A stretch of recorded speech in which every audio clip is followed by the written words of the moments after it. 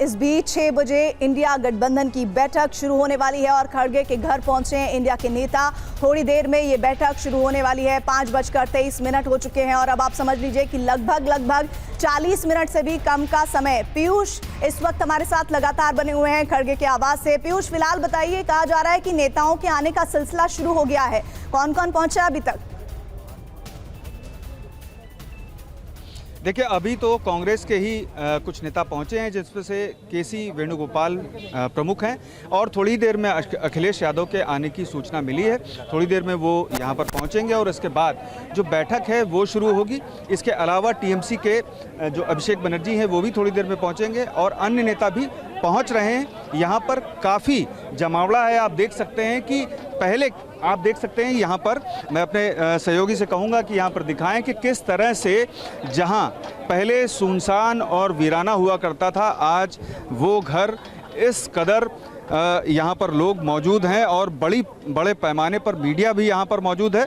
और थोड़ी ही देर में ये बैठक जब शुरू होगी उसके बाद ये तय करेगा इंडिया ब्लॉक कि किस तरह से इस मामले में आगे बढ़ा जाए, यानी कि विपक्ष में बैठेंगे या फिर सरकार बनाने का एक प्रयास करेंगे और टीडीपी और जेडीयू के साथ भी क्या इस मामले में कदम आगे बढ़ाया जा सकता है। इन सभी संभावनाओं पर विचार करने के बाद इंडिया ब्लॉक इस मामले पर निर्णय लेगा और आगे सभी संभावनाओं पर चर्चा की जाएगी, सभी संभावनाओं को तलाशने की कोशिश की जाएगी। कई सहयोगी बहुत उत्साहित हैं, वो ज्यादा संभावना तलाशना चाहते हैं, लेकिन कांग्रेस फूंक कर कदम रख रही है। बहुत शुक्रिया पीयूष इस तमाम जानकारी का। लेकिन बता दें कि आम आदमी पार्टी के सांसद संजय सिंह ने कहा है कि इंडिया गठबंधन की बैठक के बाद सरकार बनाने के सवाल का जवाब मिलेगा। उन्होंने बिहार सरकार में मंत्री जमा खान के नीतीश को पीएम बनाए जाने की मांग पर क्या कहा, सुनिए।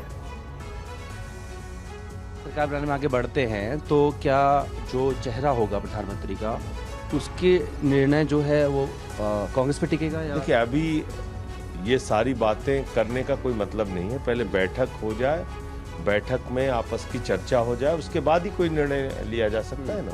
अच्छा, इस बीच दो घटनाएं देखने को मिली। तेजस्वी और नीतीश कुमार दोनों दिल्ली आ रहे थे, एक ही फ्लाइट में आए।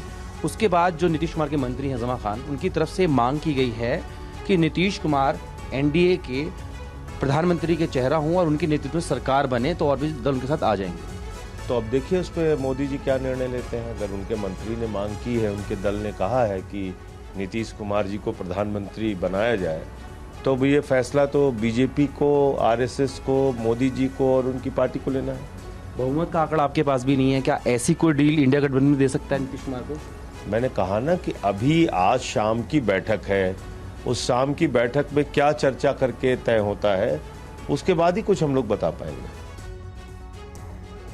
बड़ी खबर आ रही है कि एनडीए की बैठक खत्म हो गई है और खबर तो ये थी कि बैठक खत्म होने के बाद सरकार बनाने का जो दावा है वो पेश किया जाएगा। करीब 1 घंटे चली है एनडीए की बैठक और इस बैठक में क्या कुछ निकलकर सामने आया है ये हम आपको थोड़ी देर में बताएंगे। आमोद तमाम डिटेल्स हम तक पहुंचाएंगे। लेकिन इस बीच देखिए, अब अफरा तफरी एक बार फिर से उन नेताओं की जो इस बैठक में शामिल हुए वो बाहर निकल आएंगे और फिर उसके बाद एक छोटी सी प्रेस ब्रीफिंग मुमकिन है कि हो और उसके बाद चीजें सामने आए कि आखिर क्या रणनीति एनडीए ने बनाई है। इस बीच मध्य प्रदेश के पूर्व सीएम शिवराज सिंह चौहान आज मुख्यमंत्री मोहन यादव से मिलने सीएम आवास पहुंचे। दोनों ने एक दूसरे का मुंह मीठा करवाया। मध्य प्रदेश में सभी 29 लोकसभा सीटों पर बीजेपी को रिकॉर्ड जीत मिली। बीजेपी में जश्न का माहौल है। शिवराज सिंह चौहान दिल्ली रवाना होने से पहले पार्टी के वरिष्ठ नेताओं से मुलाकात कर रहे हैं। सीएम मोहन यादव ने मुलाकात के दौरान बड़े ही गर्मजोशी के साथ शिवराज सिंह का स्वागत किया। शिवराज ने आज प्रहलाद पटेल से भी मुलाकात की। दरअसल शिवराज सिंह चौहान अब राजनीतिक फलक पर काफी ऊपर देखे जा रहे हैं। विदिशा लोकसभा सीट से उन्होंने ऐतिहासिक जीत हासिल की है। शिवराज सिंह चौहान 8 लाख से अधिक वोटों से चुनाव जीतकर दिल्ली जा रहे हैं। विधानसभा चुनाव से लेकर लोकसभा चुनाव तक में ब्रांड शिवराज का जलवा रहा है। विधानसभा चुनाव में भी उनकी योजनाओं का बोलबाला था। बीजेपी के बड़े नेताओं में शिवराज की जीत बड़ी है। एमपी में बीजेपी 29 सीटें जीत रही है तो उसमें शिवराज की योजनाओं और उनकी सक्रियता का बड़ा रोल माना जा रहा है। दिलचस्प बात यह है कि देश के कई अलग अलग हिस्सों में बीजेपी के बड़े बड़े दिग्गज अपने किले नहीं बचा पाए। ऐसे में शिवराज सिंह चौहान ने विदिशा लोकसभा सीट में रिकॉर्ड मतों से विजय हासिल की है। चलिए रुख अब पंजाब का कर लेते हैं। चंडीगढ़ के नवनिर्वाचित कांग्रेस सांसद मनीष तिवारी चुनाव जीतने के बाद पहली बार चंडीगढ़ कांग्रेस भवन पहुंचे और इस दौरान कांग्रेस कार्यकर्ताओं ने उनका स्वागत किया। कार्यकर्ताओं ने मनीष तिवारी का जमकर स्वागत किया, लड्डू खिलाए। मनीष तिवारी ने इस दौरान लोगों का धन्यवाद किया और कहा कि इंडिया गठबंधन के सभी सहयोगियों को उनकी कड़ी मेहनत और समर्पण के लिए धन्यवाद देते हैं। साथ ही उन्होंने कहा कि इस चुनाव को अगर राष्ट्रीय नजरिए से देखा जाए तो कहा जा सकता है कि ये बीजेपी के लिए अविश्वास प्रस्ताव है। ये भारतीय जनता पार्टी और जो उनका शीर्ष नेतृत्व है उसमें एक अविश्वास प्रस्ताव, जिस तरह का आंकलन लगाया गया था, जिस तरह का प्रचार किया गया था कि अब की बार 400 पार,